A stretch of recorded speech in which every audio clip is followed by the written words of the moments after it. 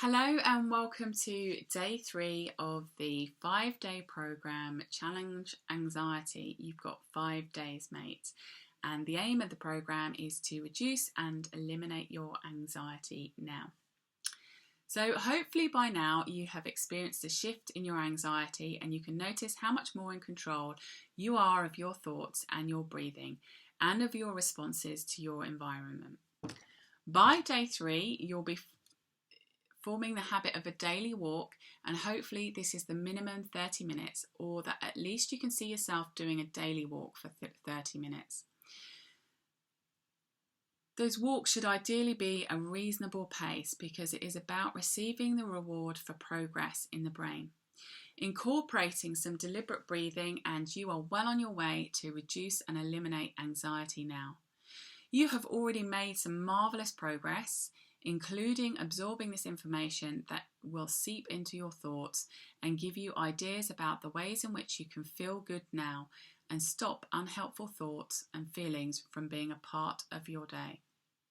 By now, we enter into the fun stage of the program. For this first activity today, you are going to write a play. Now, I know that sounds hugely daunting and absolutely massive, so I want you to calm down and let me tell you just how small this really is. You're going to write a very, very small play that consists of 2 acts and a few scenes. This is child's play, literally. I got the idea from when my three of my children wrote a little play and acted it out. About 10 minutes worth of acting, if that. Realising just how quickly we can write a scene with some action and conversation and move from one place to another, a journey, maybe think this would be a good idea because I set this up to help you to reduce and eliminate your anxiety now. So this is how we are going to do this. You want to think about 3 or 4 different characters, and these characters all have a special role to play. You are going to decide on the names and to some extent the role these characters have within the framework I'm going to set out below. Then you are going to write a short play about the movement of these characters, and a change of great interest will occur in the play. This is really good for your creative muscle and also for your simplicity muscle, because here we are going to keep this very, very simple and very, very childlike. We are not looking for Oscars here. There are 3 to 4 characters as follows. The main character is responsible for causing anxiety. In the play, this character might cause havoc or alarm. You want to name this character. Now, it could be a name, or it could be a made-up name, or it could be a state or an emotion or a way of being. For example, you might call it Busby or Cherish or Twiddle Thumbs, or you could call it adult, bright, cautious, sad, responsible. Whatever name you think, but describes this character or personifies this character. Again, don't make this too hard. If a name comes to mind, go with it for now. You can change it later when the play starts being written out. The second character is a helper and is resourceful. This character in the play is going to help the first character to going through some sort of change, transformation, or see a new perspective. Again, find a name for this character. The third character is going to provide wisdom to the main character and can help guide the second character. Choose a name for this character. The optional 4th character, if you would like an additional character to give extra layers to the conversation and scenes, then you can include one. This character will be additional support to the second character and understands the main character very well. Now, you are ready to write your play. You can do some more planning if you like, or you can dive right in and see what you create spontaneously. If you want to plan more, then think about some scenes for your play. Ask yourself, is it inside or outside? Is it in the past, present, or the future? And think about the clothing, shape, and style of the characters. With all that in mind, begin with the first act. The play will consist of no more than 2 acts and up to 3 scenes in the first act and 2 scenes in the second. You ideally want 4 scenes in total.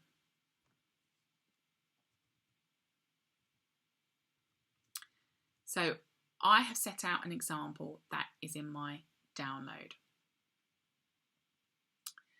So once you've completed your play, if you can comment done on this video, then that helps me to know how far you've kind of got with the activities.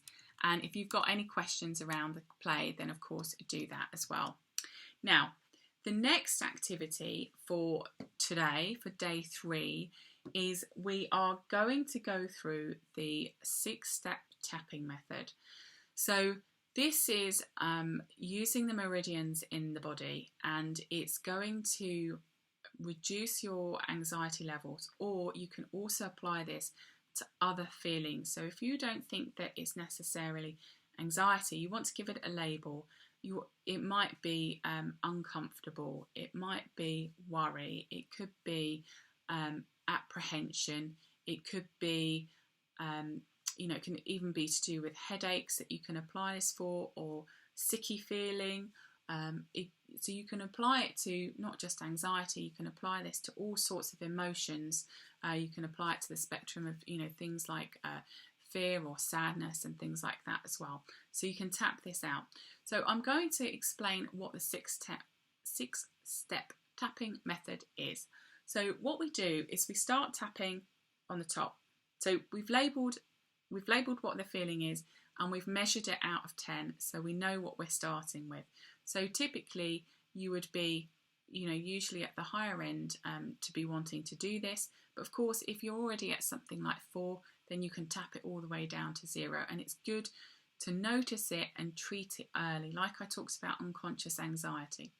So we know what it is. Just say that it's 8 out of 10. Say it's anxiety. Tapping on the head here a few times, tapping on the front here, tapping on the side here, tapping underneath the eye here, tapping on the chin here, tapping on the collarbone here, and then we want to come to our wrist, and you can either tap the wrist or you can grab the wrist. And sometimes people say peace at this particular point, but you're effectively bringing it all down to 0 here. And you keep doing that until you bring the number down to 0. And you go through. And again, you might think this is looking a bit silly, but that's okay. It does work. And the other thing you can do is, if you feel a certain sensation and you want to do this, but you're in a public place, and so you can't do this, you can actually do this in your mind's eye. So you can imagine yourself tapping yourself here, tapping yourself here, tapping yourself here, here, here, on here, and here. And that will still have the same effect. So that is the 6-step tapping method. And what I want you to do is I want you to use that every time that you feel anxiety or an unpleasant emotion or state that you don't want to experience. And so it's all about notice and treat.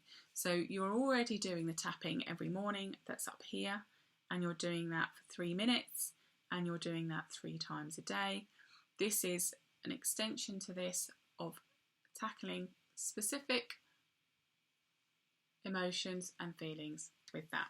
So that's activity 2. And then we have the third activity for today. So this is about starting a habit. You may already do this, but it's for you to be able to create a new habit, and that's about reading a book. Now, this is reading a book before you go to bed, and the criteria for the book is that it's light-hearted, so that it's not going to trigger any kind of worries, or that it's factual based, or it's based in personal development and something like that. So the idea is you want to be able to move away from screen time, move away from conversations that you've had in the day, and just focus your eyes on reading, taking in some information, but it's it's neutral kind of information. It's going to be, if it's, you know, any other type of novel, fiction or something, it's light-hearted. You want to keep it that kind of way. And this is setting your mind up and your brain up for focusing in on words, taking on information, going into a learning state, and that's what you're doing before you go to sleep. And then as you go into sleep in a good way, you'll be able to wake in the morning in a good way as well. So we want to create that really nice cycle there.